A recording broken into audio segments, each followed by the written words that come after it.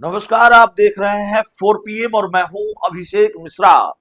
चिराग पासवान ने शाहाबाद इलाके से 2025 के बिहार विधानसभा चुनाव का शंखनाद कर दिया है।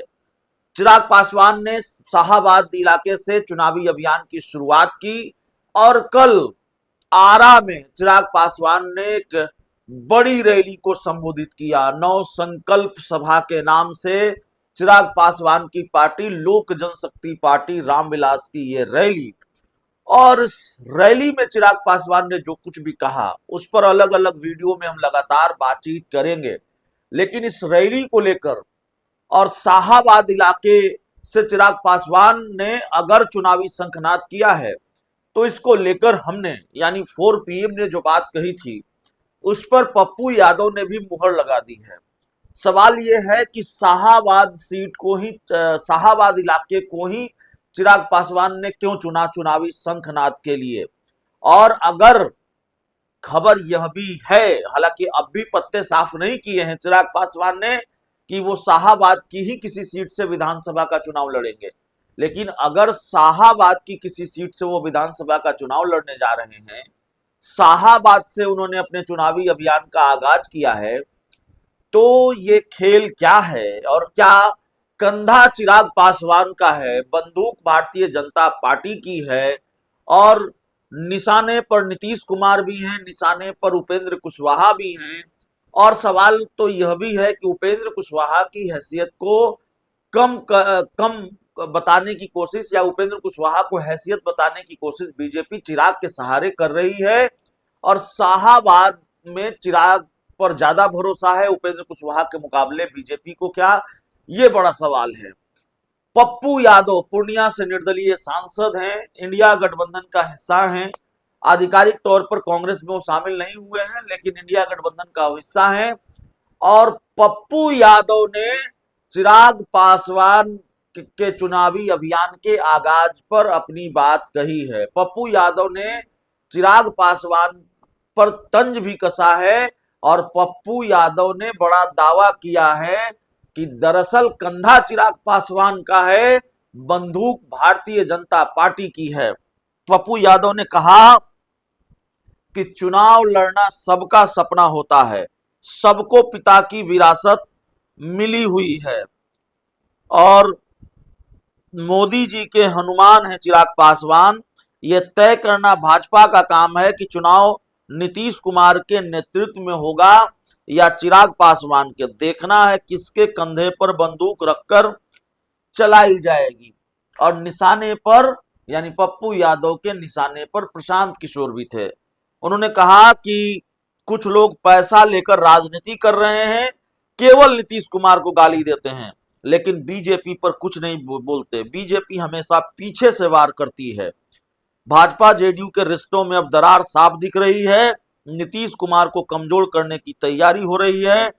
जेडीयू को अब सोचना होगा कि चुनाव के बाद भाजपा क्या करेगी।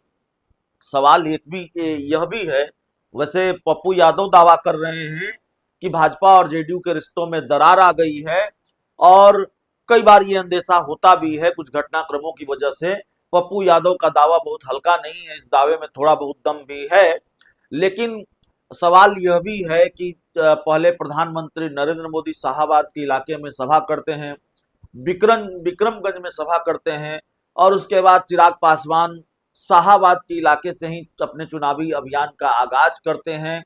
तो क्या वाकई नीतीश कुमार के खिलाफ चिराग पासवान को भारतीय जनता पार्टी खड़ी कर रही है, उपेंद्र कुशवाहा के खिलाफ चिराग पासवान को बीजेपी खड़ा कर रही है, और चिराग के सहारे फिर खेला होगा नीतीश कुमार के साथ, उपेंद्र कुशवाहा के साथ, और नीतीश कुमार और उपेंद्र कुशवाहा को कमजोर करने का खेल शुरू हो चुका है एनडीए में। ये अपने आप में बड़ा सवाल है। देखिए, एनडीए को लेकर कई तरह की बातें सामने आती हैं। एनडीए में नीतीश कुमार 2025 के विधानसभा चुनाव नतीजों के बाद मुख्यमंत्री नहीं होंगे। बहुमत नहीं मिला एनडीए को तो नहीं ही होंगे, जाहिर है।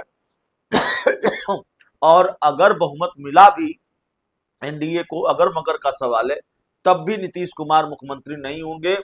भारतीय जनता पार्टी अपने नेता को, अपनी पार्टी के किसी नेता को मुख्यमंत्री बनाना चाहती है, तो नीतीश कुमार की कुर्सी जा रही है। और नीतीश कुमार 2-3 महीनों के लिए मुख्यमंत्री हैं, 3-4 महीनों के लिए मुख्यमंत्री हैं, ये बात साफ है।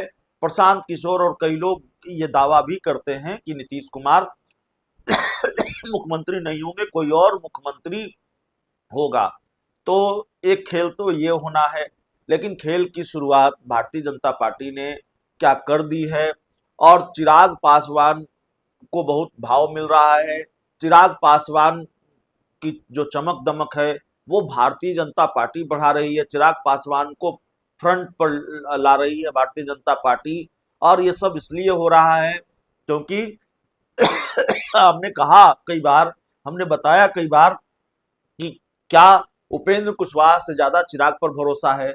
सवाल यह भी है कि क्या नीतीश कुमार से ज्यादा चिराग पर भरोसा है भारतीय जनता पार्टी को।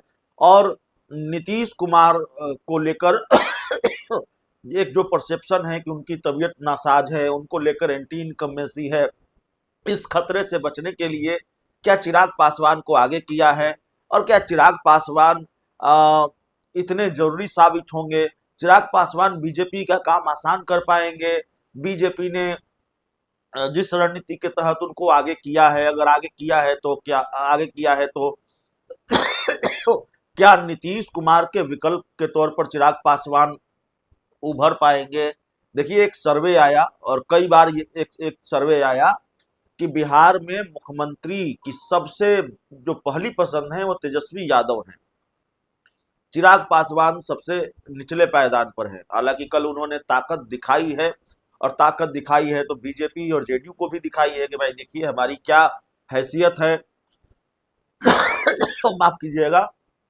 तो लगातार बीजेपी और जेडीयू को उसके सहयोगी दल ताकत दिखा रहे हैं। कल ही उपेंद्र कुशवाहा की भी रैली हुई, उपेंद्र कुशवाहा ने भी अपनी ताकत दिखाई है। तो खैर उपेंद्र कुशवाहा के मामले पर आगे बातचीत करेंगे, विशेष तौर पर उपेंद्र कुशवाहा पर बातचीत करेंगे। लेकिन पप्पू यादव का दावा है कि कंधा चिराग पासवान का और बंदूक किसकी होगी, उन्होंने इशारा किसकी तरफ किया है यह भी बताने की जरूरत नहीं है।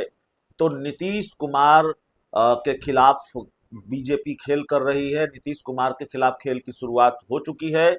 और पप्पू यादव के बयान के साथ हम अपनी बात भी जोड़ देते हैं, जो हम लगातार कह रहे हैं कि शाहाबाद से जिस तरह से उपेंद्र कुशवाहा, माफ कीजिएगा, चिराग पासवान ने अपने चुनावी अभियान की शुरुआत की है, तो ऐसा लगता है कि खेल उपेंद्र कुशवाहा के साथ भी हो रहा है, उनको भी हैसियत बताई जा रही है। बहुत बहुत धन्यवाद।